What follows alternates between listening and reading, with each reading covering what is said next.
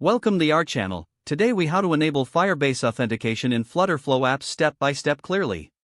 Start by opening your FlutterFlow project. Navigate to the left sidebar and select the Authentication tab. Click on the Enable Authentication option. Choose Firebase Authentication from the authentication providers listed. Next, head over to the Firebase console. Create a new project by clicking on Add Project. Follow the prompts to set up your new Firebase project. Once your project is ready, select Authentication from the menu on the left. Click on Get Started. Here, you'll see several sign-in methods. You can enable methods like email/password, Google, or Facebook as per your app requirements. After selecting your desired sign-in methods, click Save.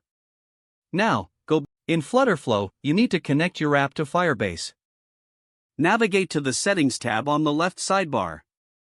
Scroll down to find the Firebase section. You will need to enter your Firebase project ID and Web API key. To obtain these, return to your Firebase console. Under your project, click on the gear icon for project settings. Select the General tab. Copy the Web API key and your project ID. Return to FlutterFlow and paste in the credentials. Now, go to the Integrations section in FlutterFlow. Ensure Firebase is enabled in this section. Once everything is set, return to the main editor. You will now be able to add authentication flows to your app. Drag and drop widgets necessary for your authentication UI. Connect these widgets to the backend authentication actions. Test your app in the FlutterFlow preview to ensure everything works. Make sure to save your project after making all adjustments. You have successfully enabled Firebase authentication in your FlutterFlow app.